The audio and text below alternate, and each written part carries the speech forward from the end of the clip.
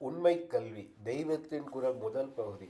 உள்ளத்தில் எவ்வளவுக்கெவ்வளவு அமைதி நிலவுகிறதோ அவ்வளவுக்கவ்வளவு இன்பம் மேலிடுகிறது என்பது பிரத்யக்ஷ அனுபவம்.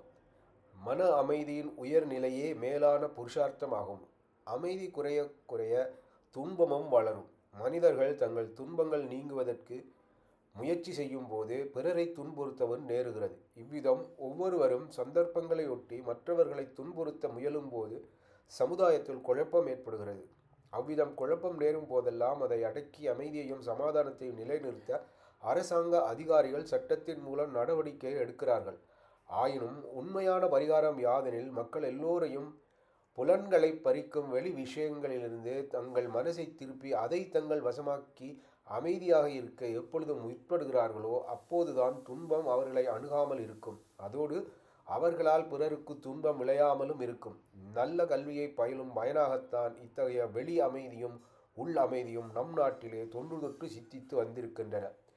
நம் பாரத நாட்டின் முற்கால கல்வியின் முதல் நோக்கம் மன அமைதியை அடைவதே ஆகும். புதிதாக தோன்றும் பௌதிக விஞ்ஞான ஆராய்ச்சி துறைகளில் மென்மேலும் கல்வியை பெருக்குவதில் தவறில்லை.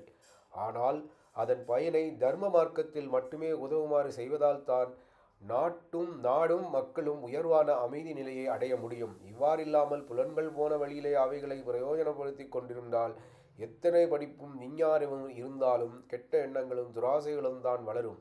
இன்னல்களும் துன்பங்களும் பெருகும். உண்மையான கல்வி என்பது ஆத்ம ஞானம் அடைய உதவுவதேயாகும். ஆத்ம ஞானத்தாலேயே மக்கள் அமர்த்துவம் அடைகிறார்கள். எதற்கு மேலாக ஒரு பயன் உலகில் இல்லையோ அந்த பயனை உண்மை கல்வி அளிக்கிறது. மற்ற விதமான கல்வி பயிற்சிகளெல்லாம் உலகப் பயன்களைத்தான் அளிக்கின்றன. ஆனாலும் அவை படிப்புகளால் பரமாத்மாவை சேர உபயோகப்படலாம். உலகப் பயன் என்பது பொதுவாக பொருள் திரட்டுவதையே குறிக்கின்றது. பொருள் கூட பலவித தர்மங்களை செய்ய பயன்படுகிறது. லௌகிக தர்மங்களும் பிரம்ம ஞானத்துக்காக சாதகமாகின்றன.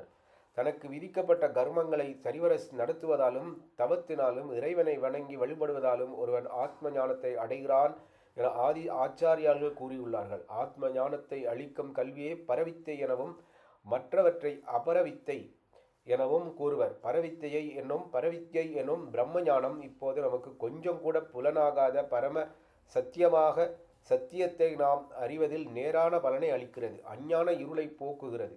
கண்களுக்கு புலனாகாத தர்மத்தின் லட்சணத்தை வேதம், ஸ்மிருதி இவைகளின் மூலமாகத்தான் அறிய முடியும். ஞானத்துக்கு பிரத்யக்ஷம், அனுமானம், யுக்தி இவை மட்டுமின்றி வேதம், அனுபவம் இவ்வையான பிரமாணங்களை ஆதாரமாக இருக்கின்றன.